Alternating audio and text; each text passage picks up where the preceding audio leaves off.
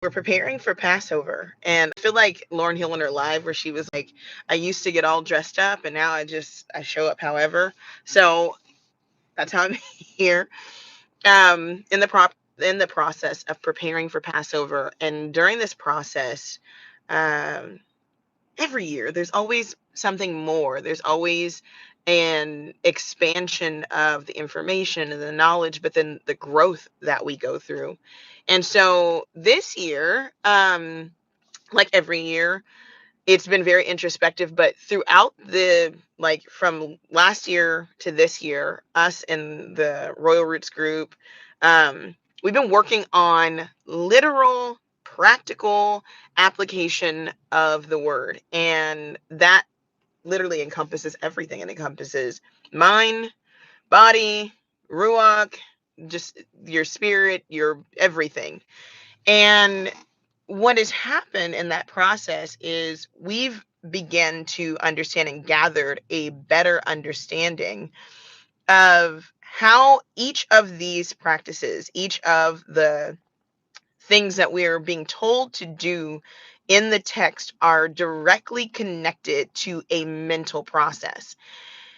And most of us know this, so it's nothing new, but when it's said and reiterated, it makes us kind of go, this walk and this information was for children. Not that it isn't for adults, but it's supposed to be simple enough so that when it's observed, when it's seen, the answers are sufficient for children and can literally help them to develop a lifestyle of obedience and walking circumspect to Yah. So when you take the idea of Torah and you try to make it religious instead of practical, and what I mean practical is literally applicable knowledge that literally goes into every area of life, it really, really diminishes the effect of the word. So over the past, well, I mean, most of us knowing that Passover is coming up, we began buying less things. You begin discussing that with your children, why we're not going to just stockpile our freezers with a bunch of bread and Texas toast or whatever you normally keep in your freezer. And so in that process, there's a discussion. But when you get into the days leading up, where you're really like taking things out, you're consuming these things, you're, making sure it's not in your home, a deeper introspection begins to happen, and the conversations come up, and most of us are having them right now. What is leaven? What is not leaven?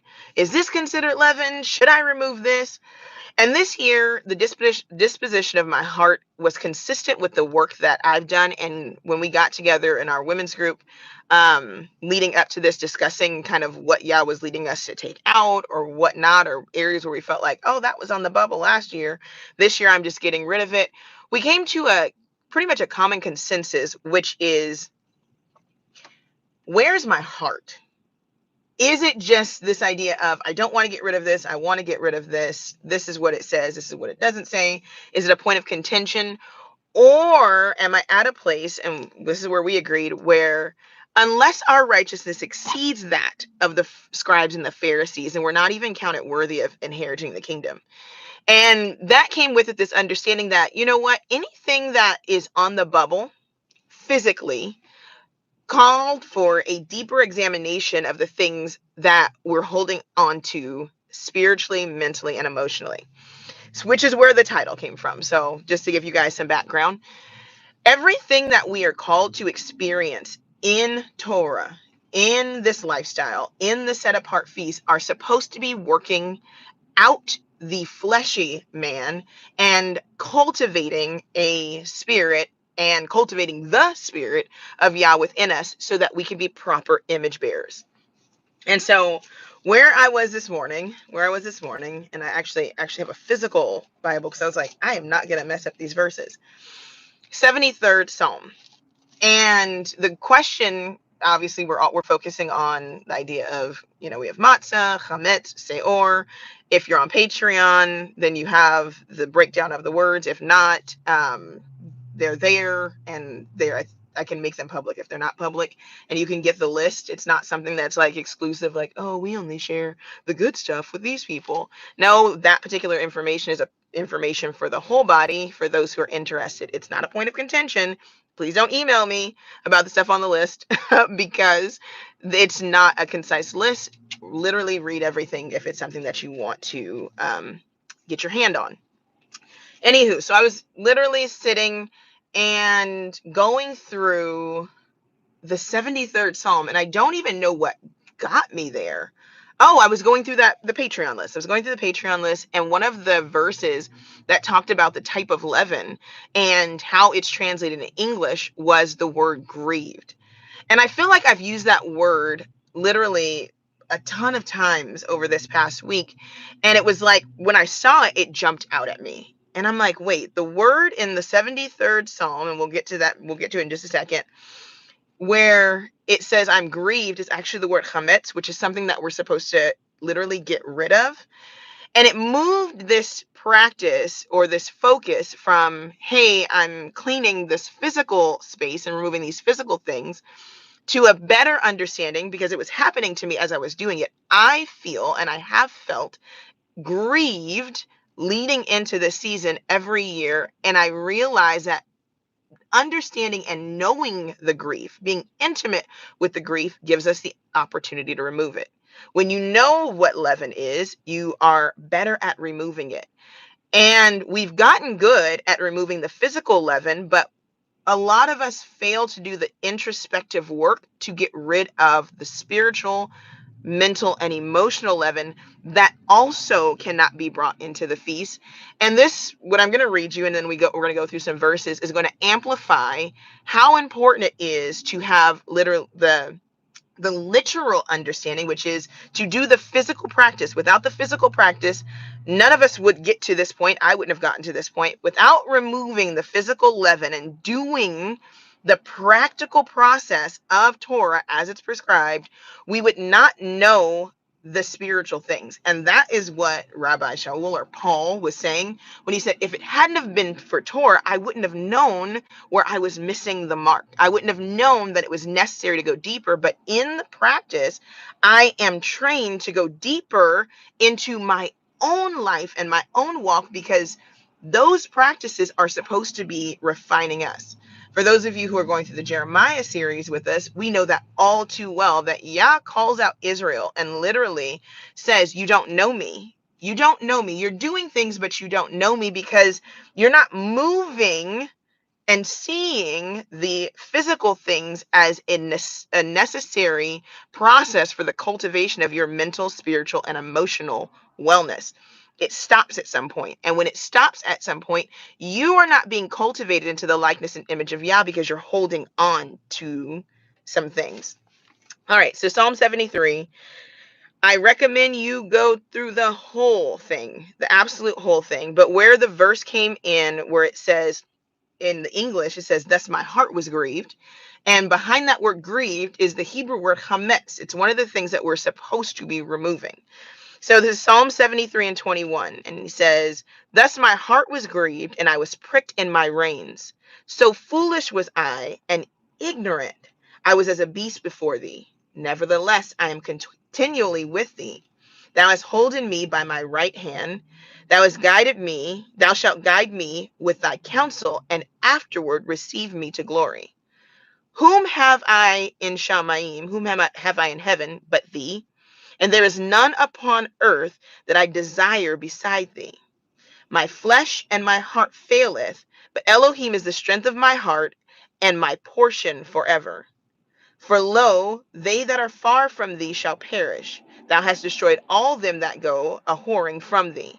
But it is good for me to draw near to Elohim. I have put my trust in Yah Elohim, that I may declare all your works.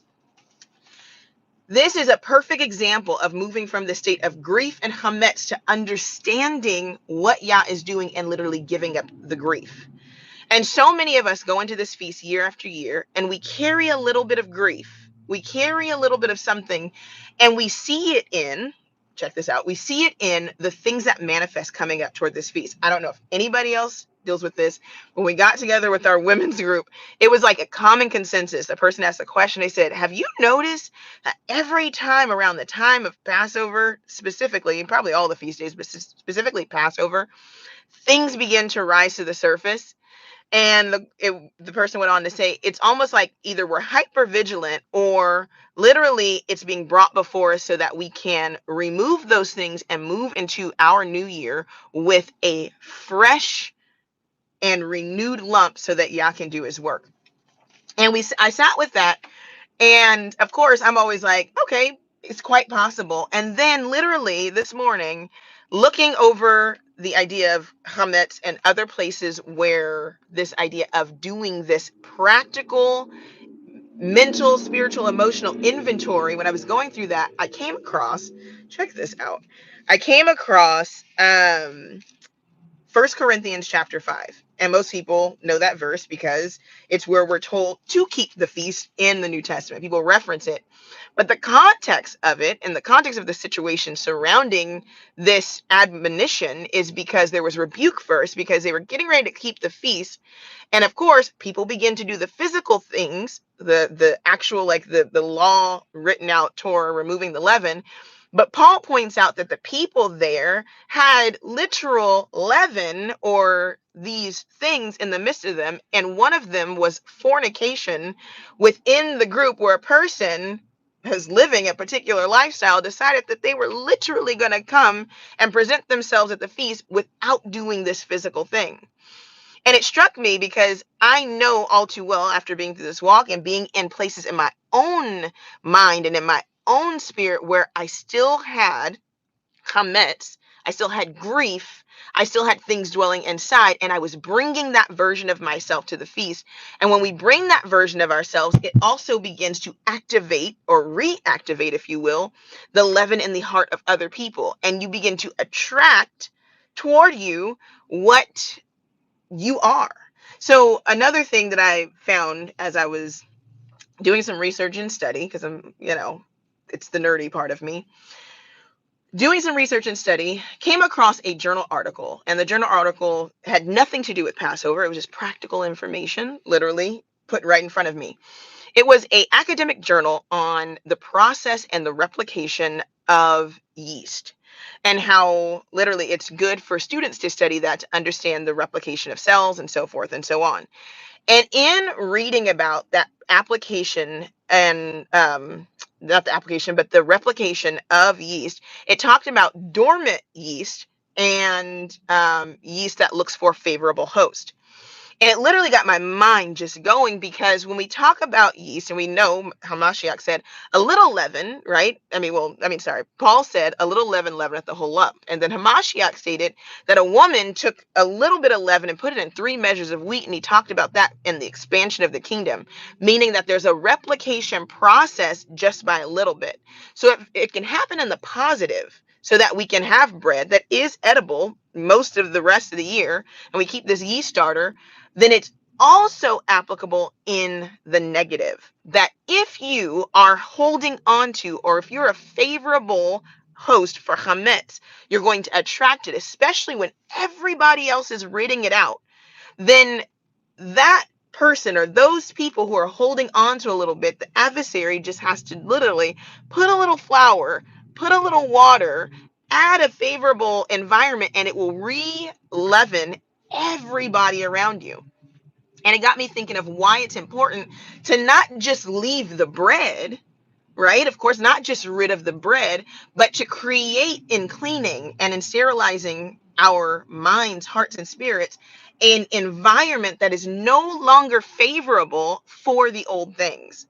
Create a mental and spiritual environment that is no longer favorable for the old things. And that means literally processing and dealing with and cleansing and asking Yah to do the ultimate cleansing of that process, because we tend to carry spiritual chametz from year to year to year, and we bring that into spaces, and we bring that into the feast, and we bring that amongst one another. And The reality is we are all affected, not only in the physical, but in the spiritual, and everything in our environment is affected by what we bring into that space. It's really, really, really, really important to note that.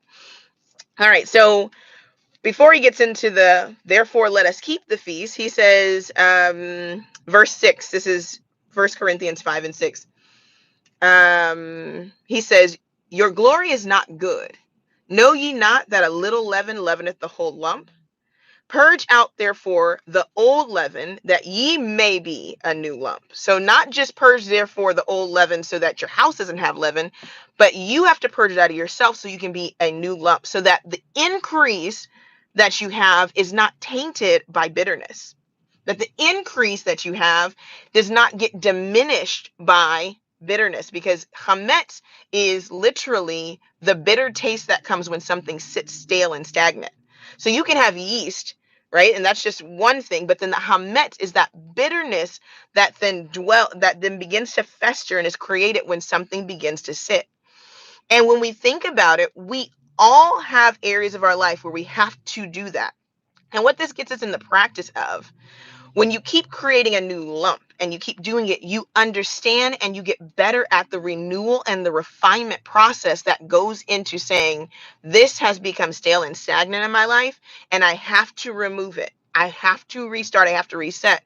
And it stops being just a practice that you do once a year, but once you understand the feeling of the newness and being renewed, you begin to get in a regular cycle of purging. You get in a regular cycle of saying, this is beginning to cause bitterness, and bitterness and grief is a sin, because the reason why it's a sin is because it removes the ability for Yah to create something new in you, because everything new gets tainted by the old residue of what was before. And that's why we're called to renew our minds and to renew our spirits and go through this constant process of renewal, because you can have everything going well and Yah be doing everything for you, and that bitterness that is then mixed together with that new lump or that new thing, it will taint that.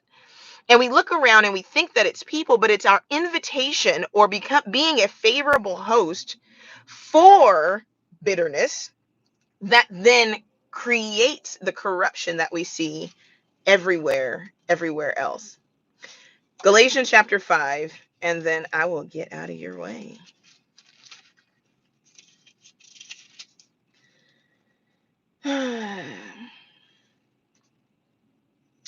Galatians chapter 5 tells us to literally, I'm trying to get to the actual, let's actually go through it. Stand ye fast, therefore, in the liberty wherewith Hamashiach has made us free, and be not entangled again with the yoke of bondage. Behold, I, Paul, say unto you that if ye be circumcised, talking about this process of circumcision, but remember, circumcision is of the heart. When we're circumcised of the heart, we create a place where these old things can't exist, because the newness of who we are in a Mashiach is literally going to dispel those things. Our Ruach, the Ruach in us, then overrides the flesh.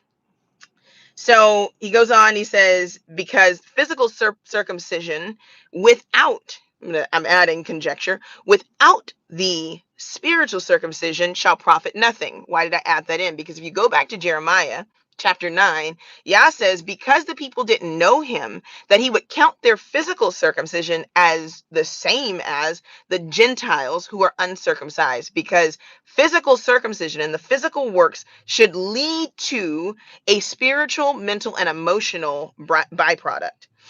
So he says, for I testify again to every man that is circumcised that he is a debtor to do the whole law. What is he saying? You are literally putting yourself in a position where you are now in debt to the law of sin and death, and you're not going to experience a newness because you're trying to do the physical things and not working on the spiritual, mental, and emotional man. You're going to get stuck in that state. So he says, For we through the Spirit wait for the hope of the righteousness of faith. And he goes on, and he goes down. If we go down to verse 10, I have confidence in you through Yah, that you may be none otherwise minded, but he that troubleth you shall bear his judgment, whosoever he be. And I, brethren, if I preach circumcision, he goes on through this whole circumcision. He talks about for the fulfilling of the law. Verse 16, this I say then, walk ye in the Ruach, and ye shall not fulfill the lust of the flesh. For the lust of the flesh lusts against the spirit, and the spirit against the flesh, and they're contrary one to another.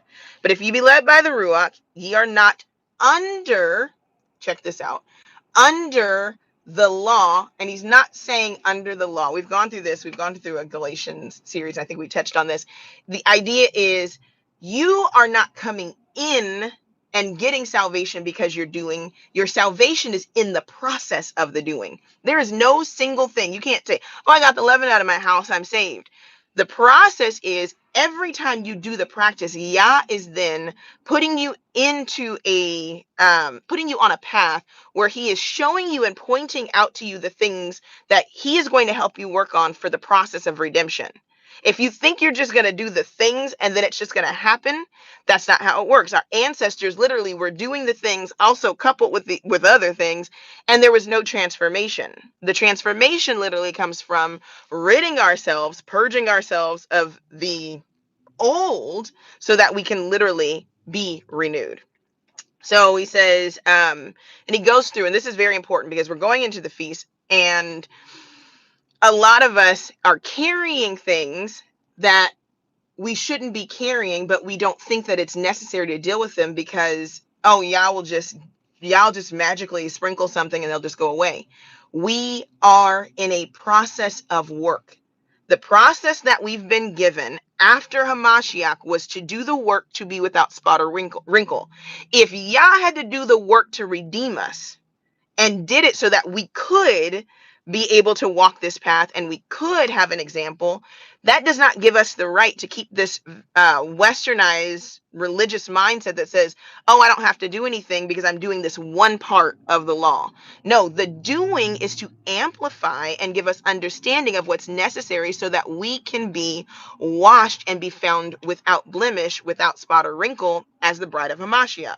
Very, very important because people start doing the doings, but then they don't apply the lessons that the doing of Torah teaches us. And literally it nullifies it. And that's what Paul was saying. He's like, if you think that it's just in doing the vain repetition of the process and not allowing the process to renew and restore you, then you've missed the whole thing. So he goes on, he says, now these are some works of the flesh. Very important to note. He says, and the reason why you can say you're not under law is because you're doing the works of the Ruach. If you're doing the works of the flesh, you're literally working sin and death, and you are definitely under the law.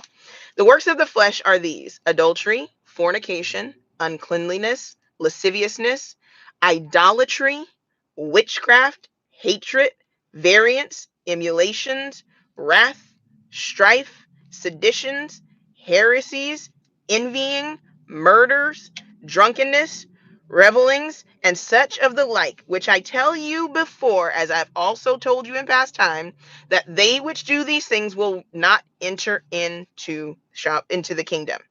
This is important because when it talks about purging out and keeping the feast without malice and without all of these, can you put that verse, Drika? Without malice and without envyings and without strife, you cannot bring those things to the feast and have these feelings and have this grief, this bitterness that is festering, and think that you're coming to present yourself before Yah. And I'll end with this. The whole point of coming to the feast and purging out the leaven and eating unleavened bread and being unleavened is because the bread that sat on the showbread table, that unleavened bread called the bread of the presence, is what we represent when we come to this feast. When you come to this feast, you are presenting yourself as bread without leaven to be put and seen and judged literally by Yah. I had a verse and I thought I dog-eared it and I didn't, but it literally touched on that very thing. I think it's 1 Corinthians chapter 11. Let me just double check and see if I was on it. He literally talks about being one. Yes. All right. So he's talking about what they call like the Master Supper, which is Pesach.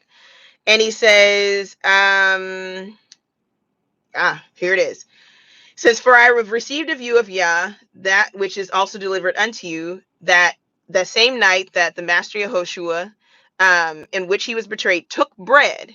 And when he had given thanks, he brake it and said, take, eat. This is my body, which is broken for you. You guys know this all the way through. This do you, and this is the cup of the New Testament of my blood. This do ye as often as you drink it in remembrance of me. As often literally means literally every time this comes up, every time this feast comes up, you should remember this. He says, for as often as you eat this bread and drink this cup, you do show the master's death till he come.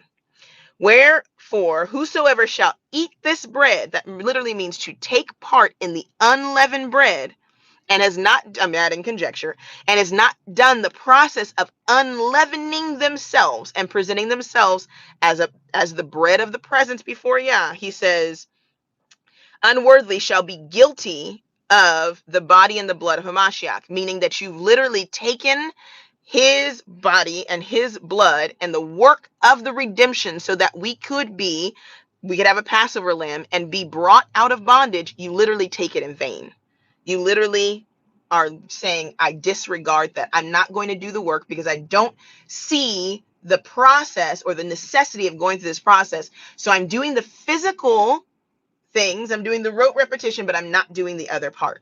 And that's really, really, really, really important to note, because that's literally what Yah's saying to the people in Jeremiah. He says, you did the process during the time of Josiah when he kept the greatest Pesach that there was. He said, but your heart wasn't in it, because you still showed up with your idolatry and your malice and your hatred and your envying and your variance and your arguing and your backbiting. You showed up with all of that and you didn't purge that and you didn't repent of that. So he says, verse 30, this is 1 Corinthians 11:30. For this cause, many are weak and sickly among you, and many sleep. He's saying this is the reason why you still haven't come out of your slumber. For if we would judge ourselves, that means being unleavened, being the unleavened bread who's put on the table in the presence of Yah to be inspected and judged. If we would judge ourselves, we should not be judged. But when we are judged, we are chastened of Yah, that we should not be condemned with the world. Wherefore, my brethren, when ye come together to eat, tarry one for another. And if any man hunger, let him eat at home, that ye come not together under condemnation. And the rest I will set in order when I come. When we go into this feast, for many of us it'll be this evening, it is necessary that we get the chametz out of our hearts, that we get the grief and the bitterness that's created by all of those things that we read, all of those things that won't inherit the kingdom. We can't bring those with us. So we have to get them out. And I know, being guilty of showing up because I was supposed to be there, and not showing up with the right heart and the right disposition because I didn't see change, or I didn't see things going a particular way, and I wasn't willing to let go and purge and let Yah give me the new lump. And by my obedience to him, Yah actually blessing the new lump and showing me what giving up my old grief could literally produce in the end.